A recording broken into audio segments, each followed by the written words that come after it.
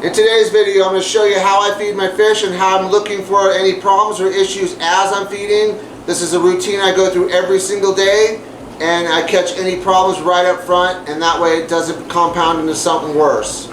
Also, you want to stick around to the end of the video because I got some new fish that I want to show you. Alright, so this first tank is exactly what I'm talking about. These discus the other day, they were kind of lethargic as far as eating. They weren't attacking their food anymore. So what I did is, now this is just something that I do because I know that there's regulations coming down with fish and everything, and if they're going after the fish, they're probably not going to go after the medication soon. I've tried to learn how to treat without medications and get on something quick by just knowing behaviors of fish and understanding.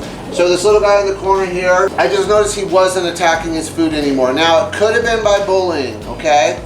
But I just wanted to make sure. So what I did is I cranked the heat up in this tank and add a little bit of salt. Now no external issues, but I just add the salt to kind of relax them a little bit. It relaxes them, but as you're turning up that heat, you want to make sure that you add plenty of oxygen because the oxygen deplete. This will be the first time I fed them in a couple days. Let's see how they do.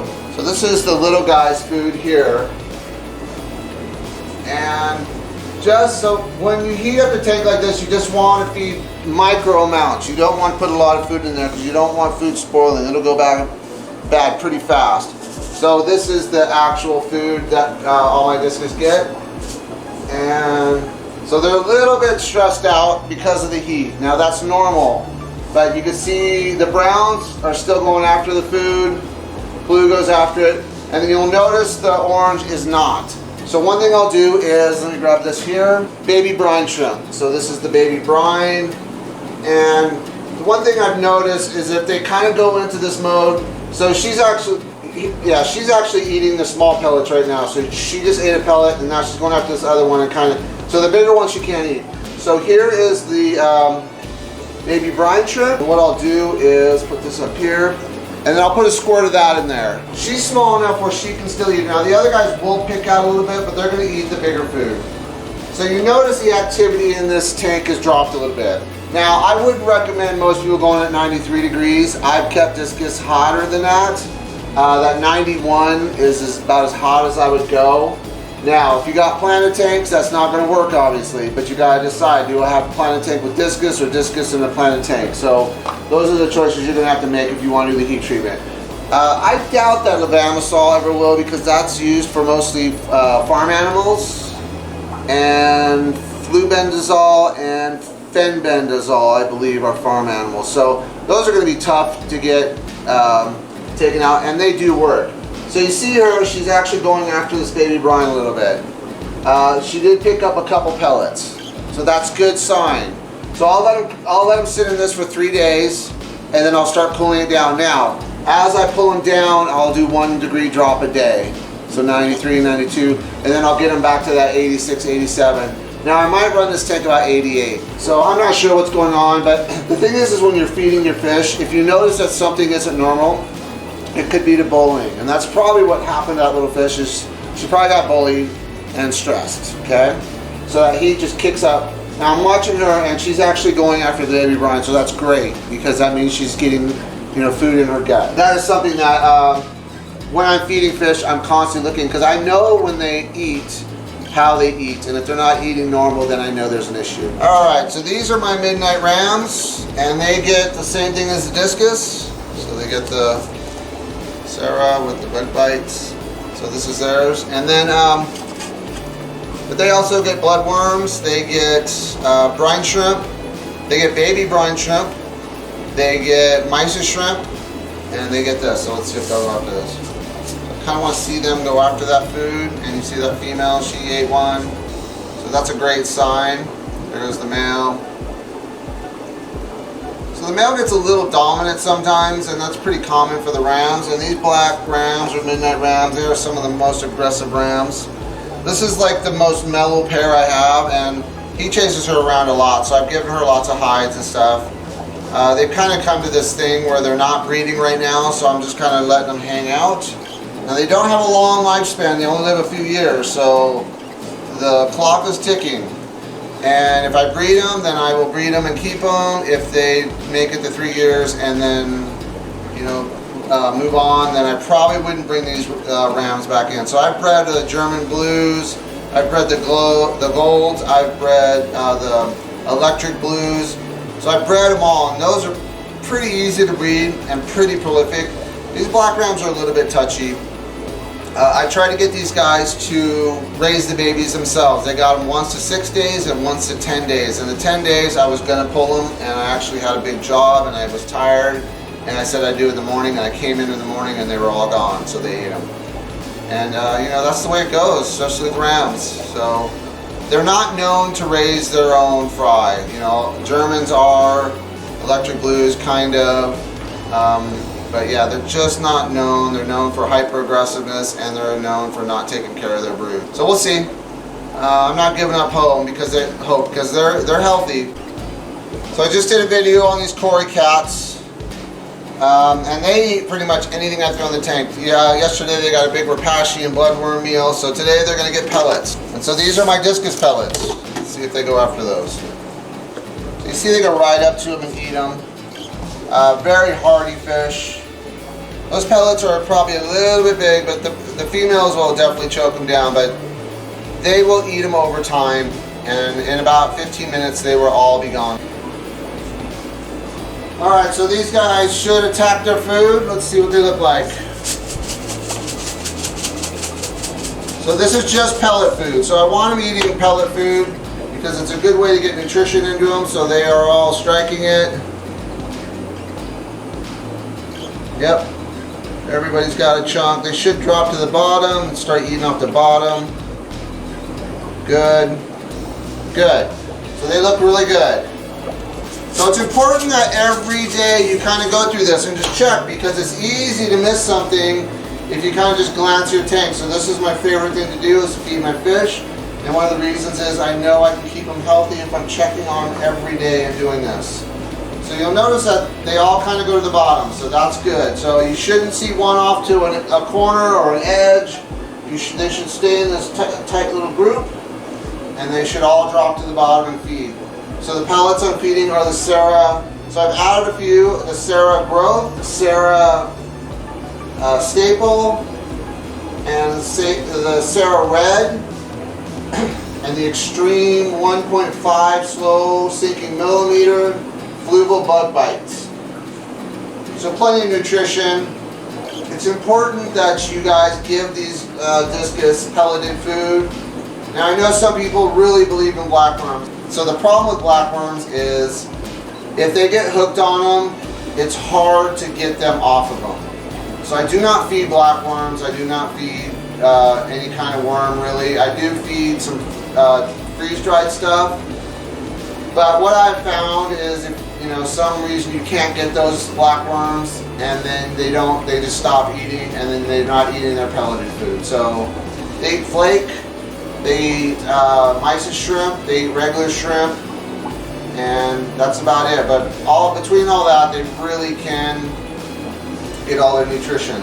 Now they do not eat baby brine shrimp anymore. So I can put it in the tank and they'll chew on it, but basically what I found at this size, they tend just to leave it alone. There's no real reason for them to track down a baby brine shrimp at this size, and because there's really no benefit as far as nutrition. I looked in here just now and there are eggs. There you go. So the super reds on eggs. So that's good. And so I just let them kind of hang in there until they hatch, and then pull the fry. Clown pleco caved up. Good sign.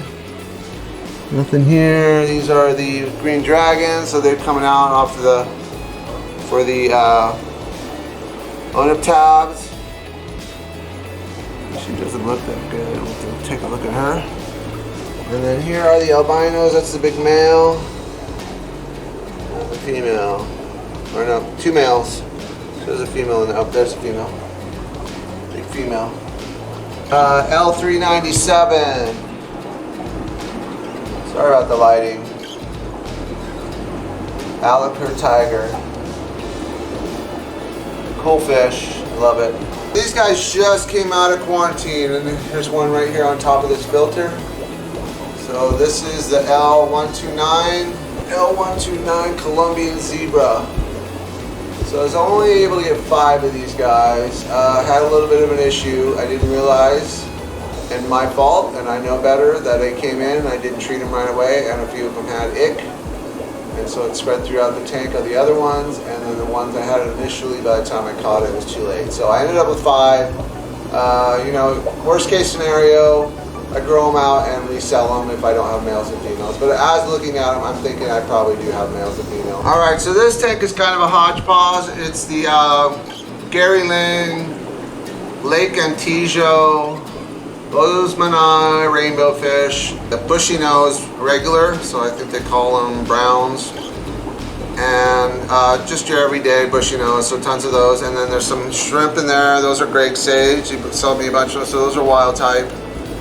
And then you'll see a super red in the back. Now I will feed them Ceramicron, but they're gotten past that stage right now where they're kind of getting a little bit bigger pellets. Not so much bigger pellets, but ground up food now. So, but tons of baby brine shrimp too. Okay, so these guys all get the bigger food. So the Sarah, Bug Bites, and the Extreme. And I've added some more of the Sarah Test in here, which they go after. It's the same thing as far as the staple, but just a little more variety. So you'll see that I'm looking for them to kind of go and move to. Now you're going to get the little ones that are going to kind of wait. So what I do is I feed them off to another side. And then that way they're not fighting with the big ones to eat it. But as long as I'm seeing this where they're attacking the food and kind of going after it, it's all good. So let's make sure we're getting that in there. Okay?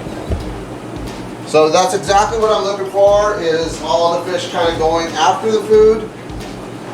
And there's really no one sitting off to the side. There's no one just hanging out. When it's feeding time, they know it's feeding time. And I hear all the time, you know, discus are hard to keep. Well, here's the thing. If you're going to get discus, you have to basically deworm them. Because they're going to carry those worms in them most of the time, especially wild caughts. But I find that by just putting them through even a heat treatment kind of gets them into this aggressive eating mode. So that's important. And if you see your discus not eating, it's time to step in. Because, you know, first day, probably nothing, watch. Second day, check it out. If he's still not eating, get a little concerned. Third day, if you have the possibility to get him in a quarantine tank, do that, okay? So the key is to find them when they're still eating if there's any issues. I know that's hard because some people wait to see if they kind of go off on their own and don't eat anymore, and then by that time it's too late. You have to treat the tank or pull them and treat them in a quarantine, and that gets expensive. So that's the point of doing this every day. You know, is it a little more work? Yes. Is it a lot less as far as expenses? Yes, because you're kind of observing as you're feeding. So I don't ever just drop food in the tank and then walk away. I drop food in the tank and then I check and I make sure that everybody's kind of doing their thing and eating. And I'm looking for, you know, injuries. I'm looking for eye injuries. I'm looking for fin clamping. I'm looking for color loss. So I'm looking at all these things every single day. Twice a day, 3 times a day, depending how much I'm feeding. These guys get twice a day right now. They're at that size where they can handle twice a day, and that's plenty for them. But they get a nice chunk of food too. So that's one thing also is I have to say is try not to overfeed. You know, you want to try to learn how much food goes in, and you know, kind of stick with that routine, because overfeeding is really the worst thing you can do for your fish. It kind of bloats them out and it causes all kinds of issues long term. So they look good. They cleaned everything up. Small ones are still picking at the bottom. They'll do that for about another 20 minutes. And the big guys are sitting there and they've taken in a good portion of that food. So now I'll watch and I'll see that they're all kind of, now what I might do in like 5-10 minutes is I might go back and feed them again. Just a couple little, you know, pops of it, not a lot. I'm not going to feed them the same amount. So the tank looks really good. Sitting at 86 degrees. They're due for a water change. I tried to get to a water change today. I didn't get to it. So they get a water change twice a week, about 20%. Now, I'm going to make a video on keeping discus and raising discus and breeding discus and growing discus, they're all different how you approach it, okay? So I know there's a myth out there that you need to do massive water changes when you're keeping discus. When I kept discus just as a hobbyist and it wasn't breeding them, I just had them in our, we were in between homes, I was flipping homes. I did a water change on their tank probably once a month, 20%, but it was heavily filtered and it had plants in it. So those were all things that were helping the system stabilize. But this bare bottom, I did get away with once a week in here, but these are future breeders, so I don't want to take any chances, so they get twice a week. About 10 to 15, maybe 20%, depends on what, as far as how much I have on storage, and then what I'm splitting up between the 3 discus tanks I have right now. So it look good. Very happy.